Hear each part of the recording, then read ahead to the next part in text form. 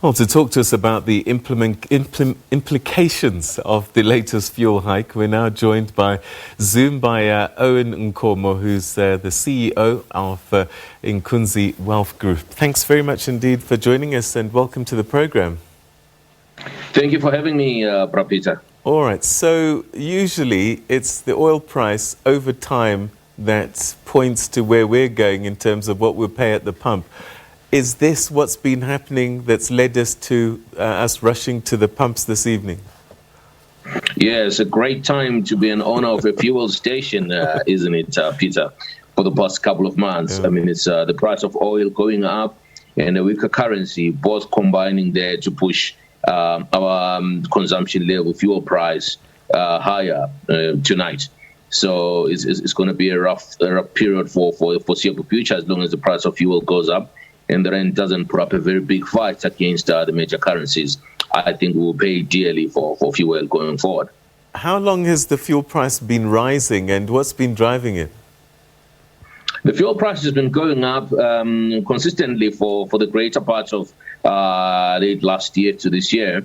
And the biggest driver, obviously, of fuel price increases is the fact that the price of oil has gone up significantly. You remember there was a big frenzy when the price of oil was trading below $30 with everyone dumping oil. But it's since recovered over the past year and a half odd, Peter, and right now it's trading at about $75 and slowly inching ever so closely towards that $80 price. And the weaker currency does not help as well, also being a double-edged impact for the fuel price in South Africa to go up. And what's been affecting our currency? Because that's the other half of this equation, as you've noted. It's a combination of things. Firstly, I would say our internal economics are not great. We're failing to push the engines to the limit given COVID. And obviously, that's everyone else's problem. But I think that even before COVID, we were battling with the economy. And, secondly, the emerging markets currencies of late haven't been doing so well. Most of the flows are going into developed economies. And so the rand, together with other currencies, have struggled to make decent room. We tried to go close to 14.20 odd recently, but as you've seen, Peter, the rand is once again trading above 14.5.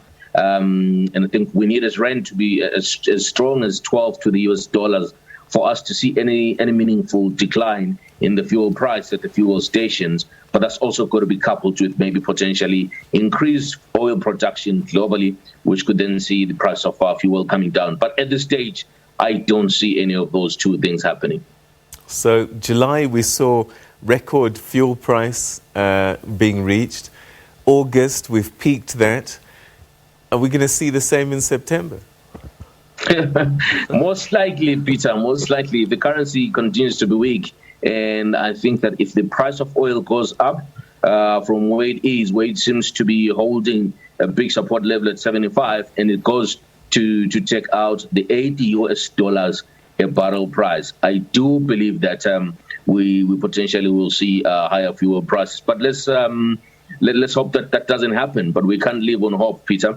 We also hope that the currency strengthens somehow. But at this stage, I don't see us doing a lot of things to push the currency to relatively decent levels where we could start anticipating that the strength of our currency is going to filter through to the price of fuel. So potentially we'll have another price increase. I did myself a favor tonight and I went to a fuel station here in Vryheid and I topped up my fuel, Peter. And it's going to be very difficult, particularly for the men in the street.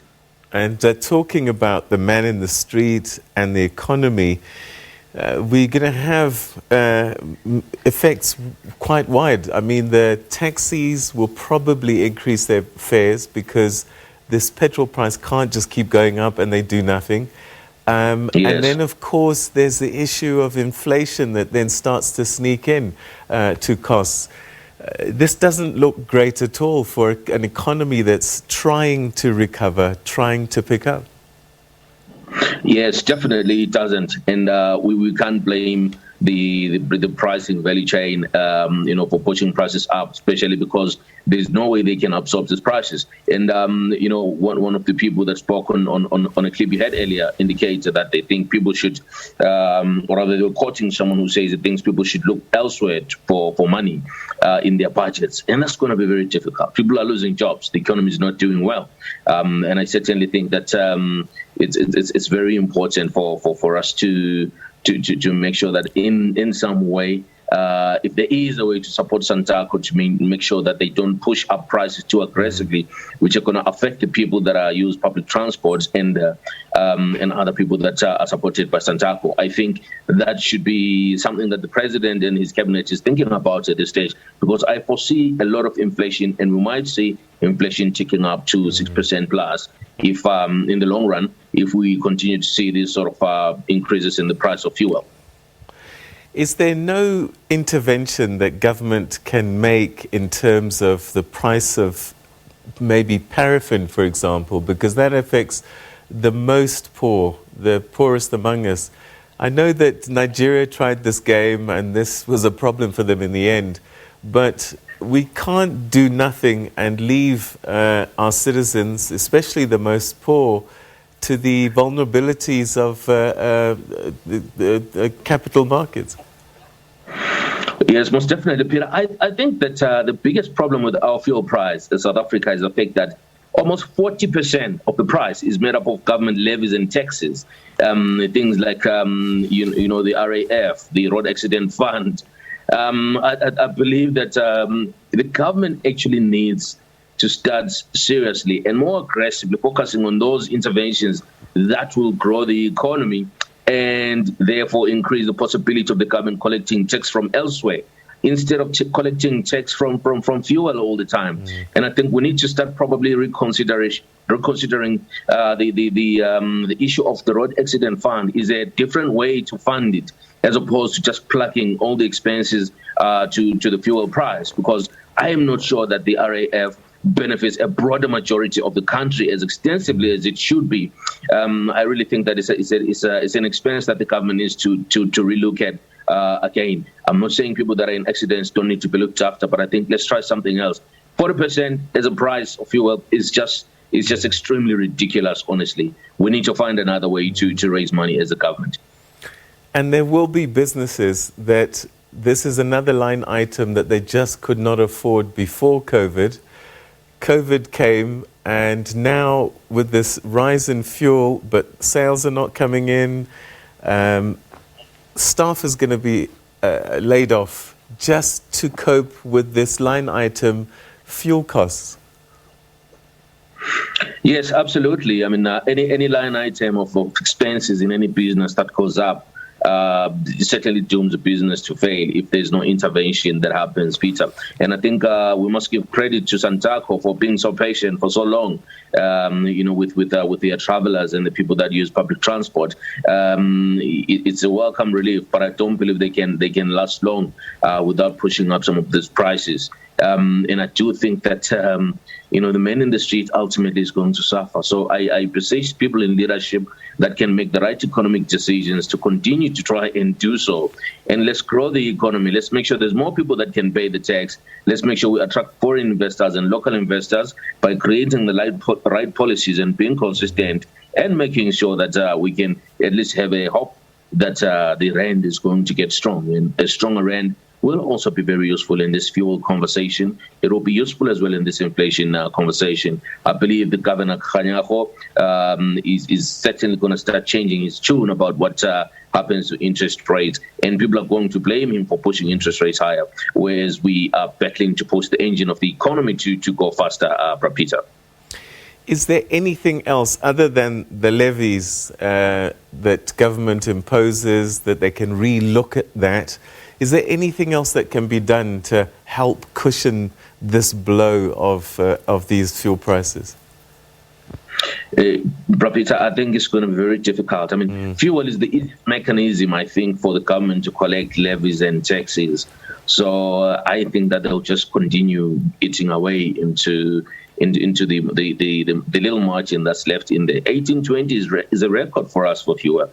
And I think that the best formula, honestly, Peter, is for everyone concerned to make sure that we can have an economy that looks different, an economy that is growing, an economy that has less corruption, an economy where billions are spent driving the growth of the economic engines and employment and the GDP and things like that. The rest of the questions are going to be very easy to answer because the rand is going to respond positively, and we will not be paying these ridiculous prices for fuel as well as imported food and other imported items, Peter. We just need to sort out the economy, and a lot of our problems will subside. All right. And there's nothing else we can do in terms of sourcing cheaper fuel, if there's such a thing. I wish there was, I wish there was. But if you look at the fact that Nigeria is the biggest producer of oil in Africa, I've always said that maybe a different approach would be to try and have a conversation where Nigeria supplies the rest of the continent, and we can do a give and take type of trade agreement with Nigeria, and maybe make sure that Africa has got more affordable fuel. But the powers that be globally are never going to allow that, because Nigeria will then have an unfair supply advantage onto the continent. But then again, this is another challenge for the continent. We are not thinking and working as one, whereas our resources could see Africa become a different continent. But unfortunately, we are still very divided on the continent on the subject of supply. Can you imagine we're neighbors with Angola? Angola and ourselves should be having different conversations about where we buy or rather what pricing we get for fuel. It's quite unfortunate, Peter, that we are here where we are as the continent, and we're still being bullied by the rest of the world. Owen Nkomo, I think you and I are going to have to try and find our bicycles and think about that as our new mode of transport. Thanks so much indeed for joining us. Thank you so much for having me, Peter. Okay, thanks so much. That's Owen Nkomo, who's the founder and CEO of Inkunzi Wealth Group. It's not a great story, unfortunately. Increasing global oil prices and a weakening rand over time. And that just translates into a headache for you and I at the petrol pump, but also paraffin, which really should be something that should be affordable, because that affects pretty much the poorest among us. And that's pretty sad story, unfortunately. But there you have it. I'm going to be filling up petrol. Hang on, I finish at midnight, so that's it. I'm caught in the middle of... Never mind.